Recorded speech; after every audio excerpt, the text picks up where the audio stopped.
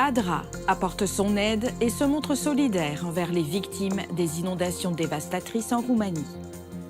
Des messages sur la foi et la croissance spirituelle inspirent des centaines de personnes lors de la première convention des femmes en Malaisie. Rio de Janeiro, au Brésil, rassemble des milliers d'explorateurs pour célébrer la foi et promouvoir la santé émotionnelle. L'aviation médicale adventiste aux Philippines reçoit le soutien d'ONG pour protéger les filles de l'abus. Proclamant l'amour de Dieu à travers la littérature, la maison d'édition Pacific Press célèbre 150 ans. Ces histoires inspirantes et bien d'autres, maintenant sur ANN.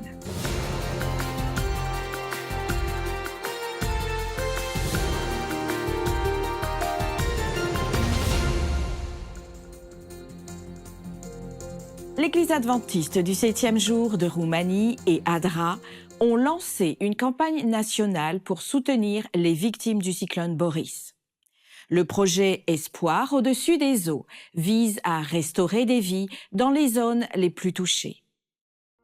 La Roumanie traverse des moments difficiles, en particulier la région de Moldavie sévèrement touchée par les inondations.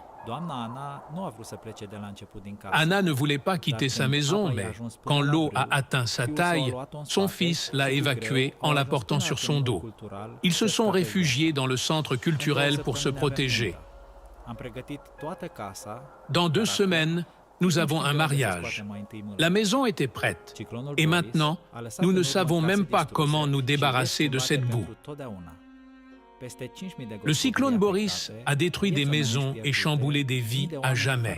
Plus de 5000 foyers ont été touchés, des vies perdues. Des milliers de personnes sont privées d'électricité et ont froid, n'ayant que les vêtements qu'ils portent sur le dos, et ils pleurent en dégageant la boue de chez eux. Les personnes âgées, les maladies chroniques, les femmes enceintes et les handicapés se retrouvent à dormir dans des camps mobiles, dans des voitures ou chez des proches. Mais au milieu de cette tragédie, il y a de l'espoir. L'espoir au-dessus des eaux, un projet d'ADRA Roumanie soutient les sinistrés. ADRA fournit une assistance immédiate par le biais de colis de nourriture non périssables, de kits d'hygiène, d'eau et d'autres produits de première nécessité. Mais nous avons aussi besoin de vous.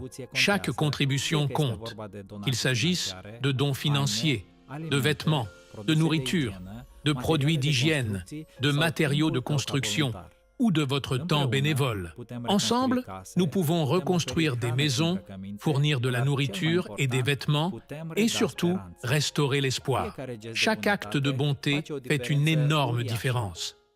Alors que le cyclone Boris affecte la Roumanie, l'Église adventiste et ADRA rallient un soutien national.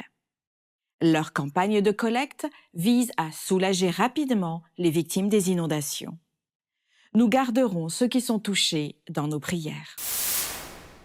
La première convention des ministères des femmes de l'Église adventiste du 7e jour en Malaisie a eu lieu au Palace Hotel à Kota Kinabalu, à Sabah, et a rassemblé près de 800 femmes de toute la région. Ayant pour thème « S'épanouir pour la mission », l'événement a réuni un groupe diversifié de femmes pour renforcer leur vie spirituelle et leur service dans l'Église et la communauté. Les dirigeants ont partagé des messages sur la croissance spirituelle et le rôle essentiel que les femmes jouent dans la mission de l'Église. Le pasteur Abel Bana, président de l'Église adventiste du 7e jour en Malaisie, a encouragé les participantes à incarner la résilience d'un palmier, symbolisant une vie chrétienne épanouie. Raquel Ares, directrice des ministères des femmes de la région du nord de l'Asie et du Pacifique, a souligné que s'épanouir dans la mission n'est possible que par Jésus, qui est celui qui prépare les femmes à s'épanouir et à servir. Virginia Baloyo, directrice des ministères des femmes de la région du sud de l'Asie et du Pacifique, a exhorté les participantes à accepter leurs dons uniques et à les utiliser pour l'avancement de la mission de l'Église. L'événement a proposé des outils pratiques et des perspectives spirituelles en abordant des sujets tels que le développement du leadership, la santé mentale et le service communautaire, inspirant les participantes à renouveler leur engagement envers leur mission avant de rentrer chez elles. Des événements tels que ceux-ci nous incitent à renforcer notre engagement, à nous épanouir pour la mission, non seulement au sein de notre communauté, mais partout où nous allons. La maison d'édition Pacific Press célèbre 150 ans de partage de l'amour de Dieu à travers la littérature. Cet anniversaire met en lumière une riche histoire et un engagement renouvelé à répandre l'espoir. Pacific Press célèbre son 150e anniversaire à Nampa, dans l'Idaho, dans l'auditorium de l'université Northwest Nazarene. L'événement, intitulé « Proclamer l'amour de Dieu depuis 150 ans », a rassemblé 300 professionnels, anciens et actuels, ainsi que des soutiens de diverses régions, tous unis par un engagement commun à diffuser le message chrétien. Des réflexions poignantes sur la résilience de la presse tout au long de son histoire ont été présentées, en particulier sa capacité à surmonter des défis significatifs, y compris le tremblement de terre dévastateur et l'incendie de 1906. Ces événements ont mis à l'épreuve la détermination de l'organisation, mais ont finalement renforcé sa mission de publier du contenu édifiant. Des performances musicales du Chœur des Hommes de Christian Édition ont insufflé joie et inspiration à cette célébration. Tout au long de l'événement, les contributions de Pacific Press à la diffusion de l'espoir et de la foi à travers le monde ont été reconnues, avec une mention spéciale des partenariats avec d'autres maisons d'édition adventistes qui amplifient la mission. Des intervenants principaux, y compris J. Alexander Bryant, président de la division nord-américaine, et Ted N.C. Wilson, président de la conférence générale, ont inspiré les participants. Ils ont souligné l'importance de partager sa foi avec conviction, encourageant chacun à poursuivre la mission. Ce rassemblement a servi de témoignage à l'impact durable de Pacific Press, qui a joué un rôle vital dans la diffusion de la littérature, basée sur la foi, à travers des livres, des magazines et divers médias au fil des décennies. Pacific Press a joué un rôle clé dans la mission de l'Église adventiste du 7e jour, prouvant que, même dans les périodes difficiles, le message d'espoir peut atteindre un large public. Rio de Janeiro, au Brésil, a été le théâtre d'une grande célébration qui a rassemblé des milliers de membres de l'Église adventiste du 7e jour de tout l'État pour célébrer, adorer et promouvoir la solidarité. Cet événement, qui ne s'était pas tenu depuis plus de 20 ans, a souligné l'importance du Club des explorateurs et a alerté sur la santé émotionnelle. Plus de 15 000 adventistes se sont rassemblés sur la place Apothéose pour le Cariocao de Bravando au Rio. L'événement, qui a eu lieu en septembre, a célébré la journée des explorateurs.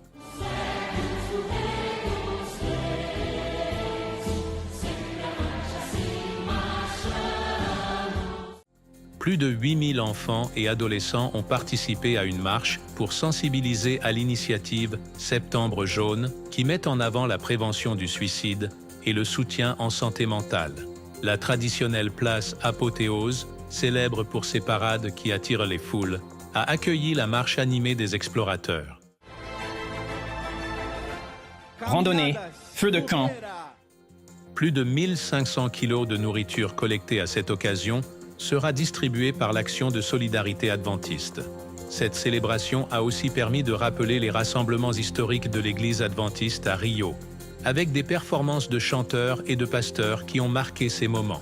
Parmi eux se trouvaient Sonette et Williams Costa Jr., qui ont ajouté une touche nostalgique à la célébration.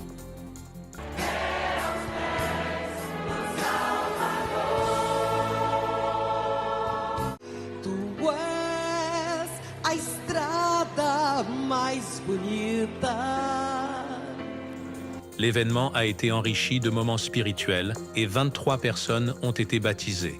Les invités ont partagé des messages de foi, de renouveau et de paix. Le pasteur Fernando Iglesias a souligné que Jésus veut le cœur de chacun et a encouragé à faire confiance à Dieu, même en temps de souffrance. En citant l'histoire de Samson, le pasteur Eduardo Batista a averti les jeunes des distractions qui détournent l'attention du ciel, telles que la pornographie, les mensonges, entre autres. S'il y a une chose que nous ne pouvons pas continuer à être, c'est être distrait. Sois vigilant, mon frère. Ouvre les yeux. Samson se laisse distraire et, par conséquent, il se détruit. La foule enthousiaste a participé à de nombreux moments de culte avec des chanteurs de musique chrétienne.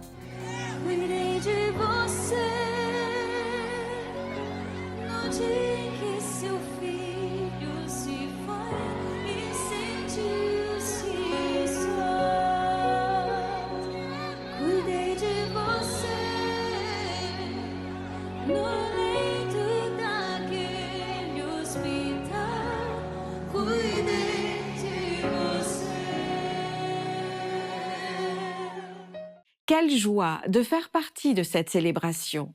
Félicitations aux explorateurs. En 1885, un grand groupe de missionnaires adventistes a voyagé des États-Unis vers l'Australie. L'épisode d'aujourd'hui de Mission 150 raconte les aventures de ce premier groupe de missionnaires et des premières années de la mission adventiste en Australie et dans le Pacifique Sud.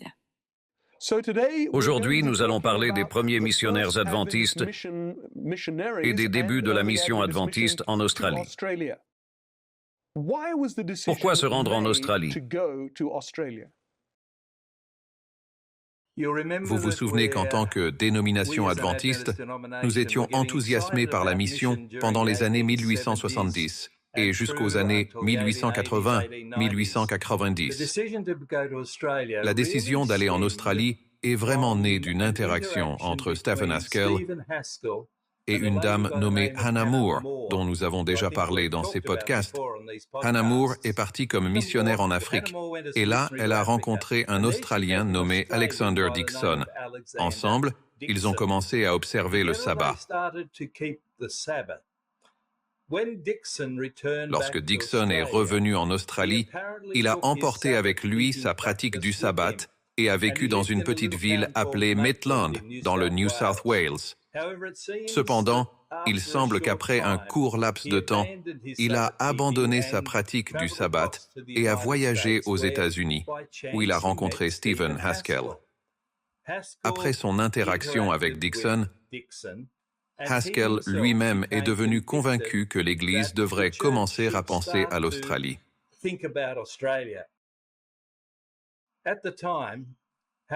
À l'époque, Haskell était président de la Fédération de la Californie et lors de l'Assemblée fédératelle en 1884, il a tenté de lever des fonds et de faire prendre des mesures pour envoyer des missionnaires en Australie.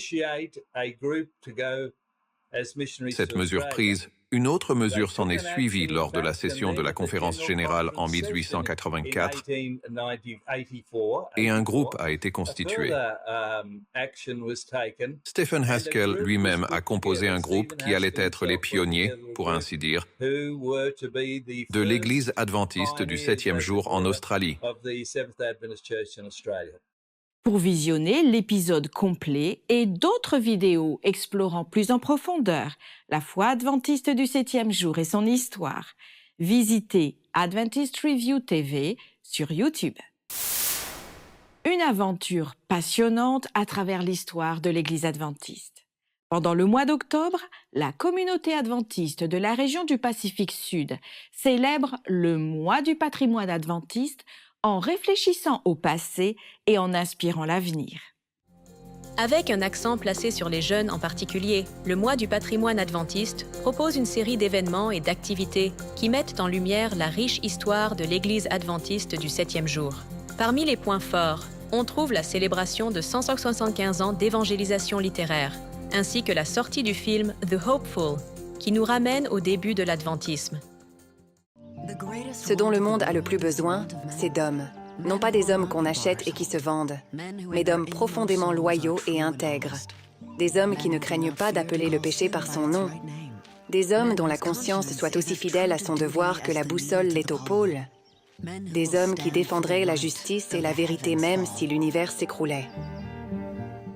Selon le directeur du patrimoine adventiste David Jones, le symposium Ellen White de cette année abordera également des sujets importants, tels que l'abolitionnisme et l'engagement social du pionnier adventiste, réfléchissant à l'impact de son leadership pendant des périodes de grands défis sociaux, tout comme aujourd'hui. À l'époque d'Ellen White, beaucoup étaient prêts à faire des déclarations audacieuses sur leurs croyances.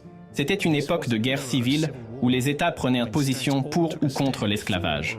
Ellen White a vu naître les lois de ségrégation et les mouvements féministes, et affirmait avec confiance qu'elle vivait à une époque d'activisme.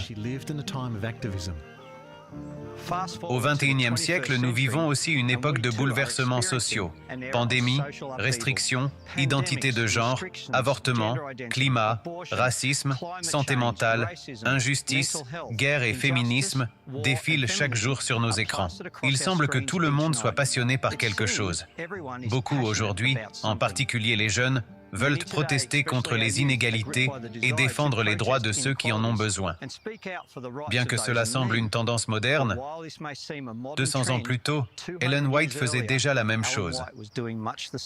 Les événements communautaires comme le pique-nique de la journée du patrimoine et les lectures de méditation quotidiennes sur les réseaux sociaux maintiennent la connexion spirituelle et un sentiment d'unité. Pour conclure le mois de célébration, le grand rassemblement traditionnel et un moment de louange réunissent la communauté dans l'adoration et la gratitude. David Jones conclut en expliquant que c'est un mois plein d'opportunités pour se connecter avec le riche patrimoine adventiste du 7e jour et vivre l'exemple de Jésus en mots et en action. Il en est qui estimeraient un grand privilège de pouvoir visiter les lieux où le Christ a vécu, de fouler les chemins où il a marché, de contempler le lac au bord duquel il aimait à enseigner, les collines et les vallées sur lesquelles ses regards se sont posés. Mais point n'est besoin d'aller à Nazareth, à Capernaum ou à Béthanie pour marcher sur les traces de Jésus.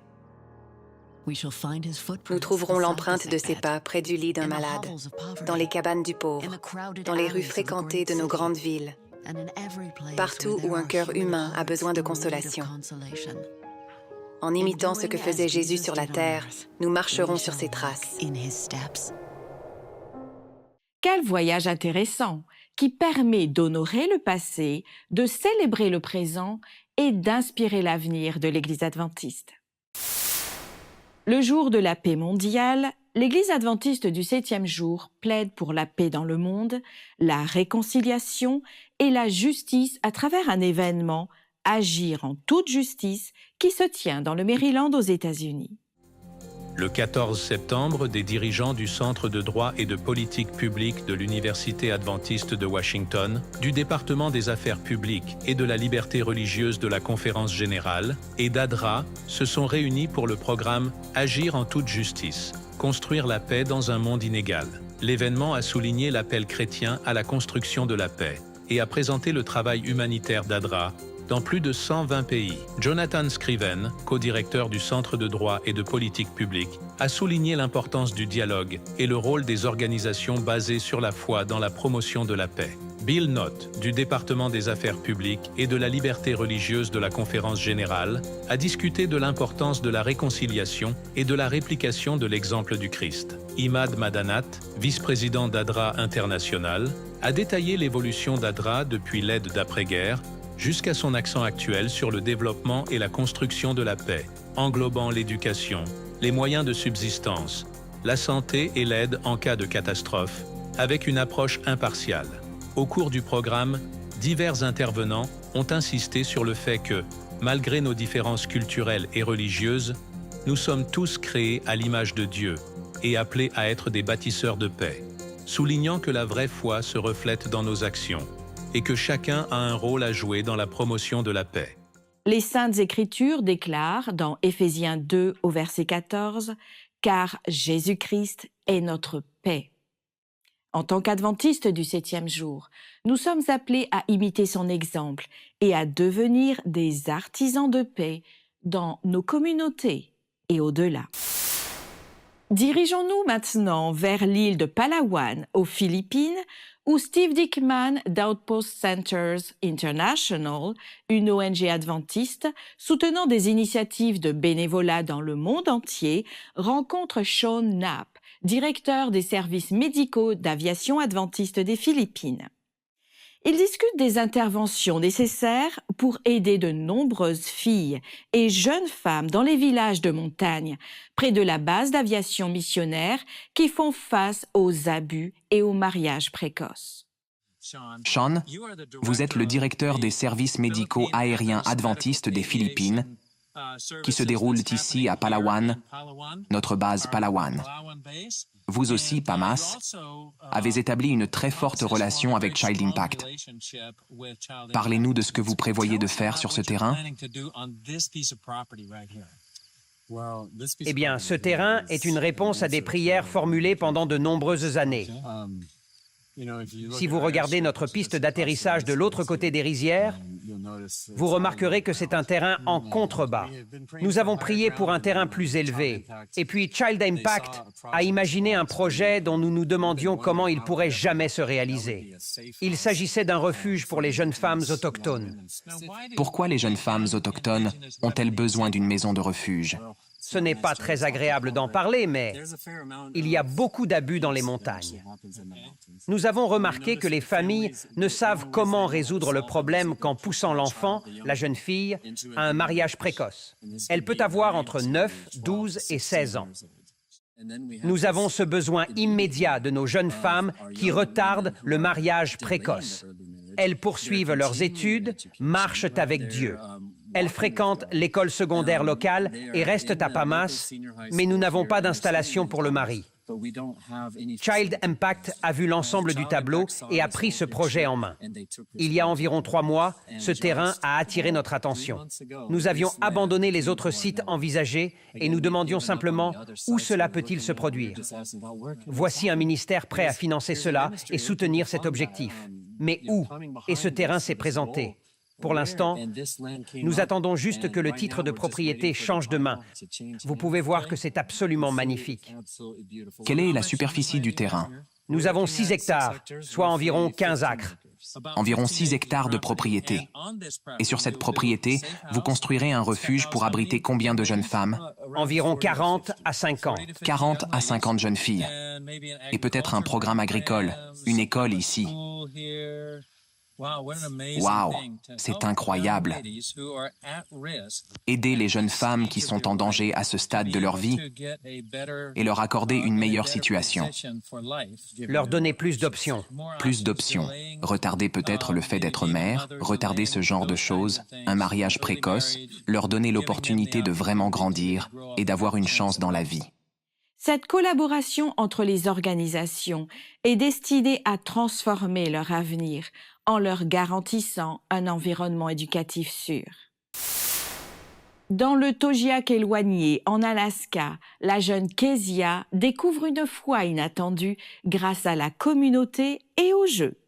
Voyez comment une simple invitation au camp biblique conduit à un voyage transformateur.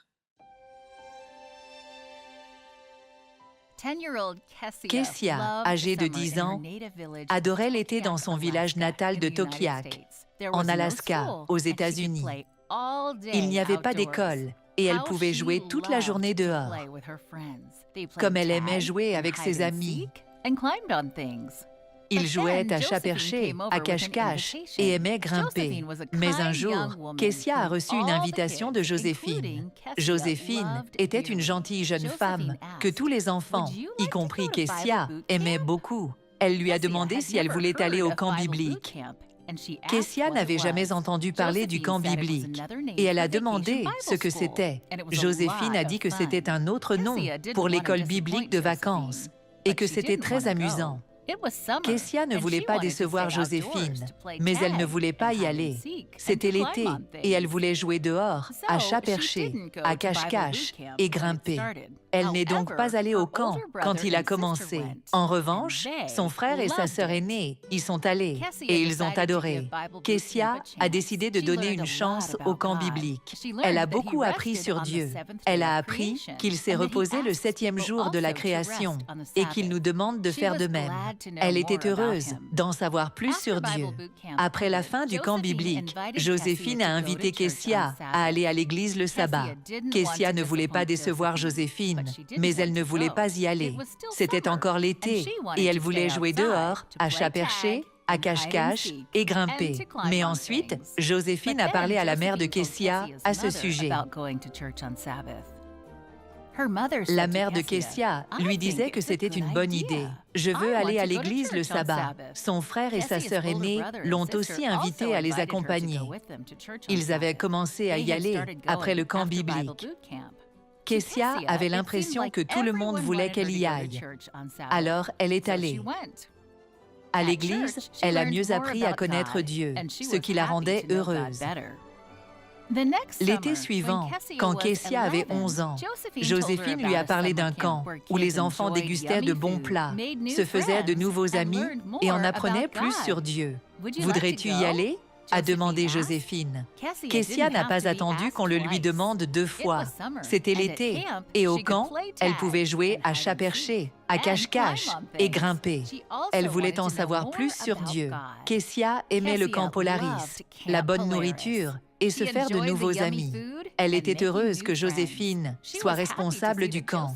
Surtout, elle a appris davantage sur Dieu grâce au chant et au culte du matin et du soir. Avant qu'elle ne s'en rende compte, la semaine s'était écoulée et les enfants faisaient leurs valises pour rentrer chez eux. Kessia était triste de dire au revoir à ses nouveaux amis, mais une amie a évoqué de revenir au camp l'année suivante.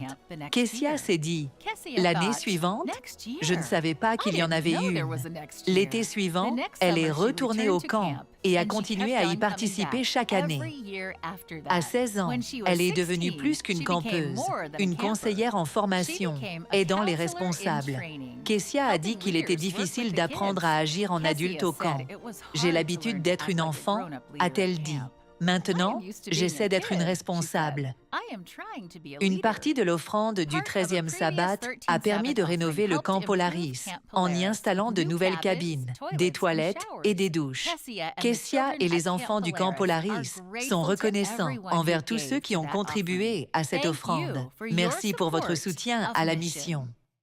Le voyage de Kessia nous rappelle que la foi grandit souvent à partir de petits moments de la vie.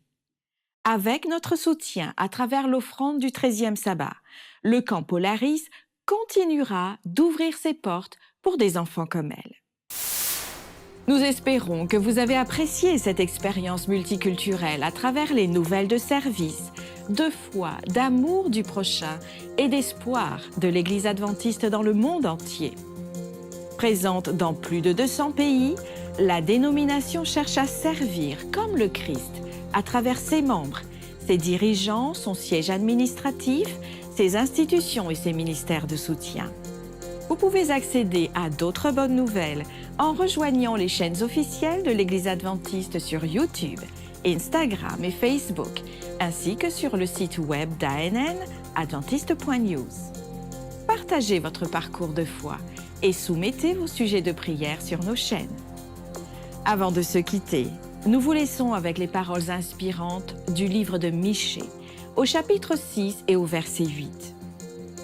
Le verset dit ceci: « On t'a fait connaître, ô homme, ce qui est bien, et ce que l'Éternel demande de toi, c'est que tu pratiques la justice, que tu aimes la miséricorde et que tu marches humblement avec ton Dieu. » Étudiez la Bible quotidiennement pour découvrir d'autres merveilleuses promesses d'espoir. À la semaine prochaine pour un nouvel épisode d'ANN. Que Dieu vous bénisse et prenez soin de vous.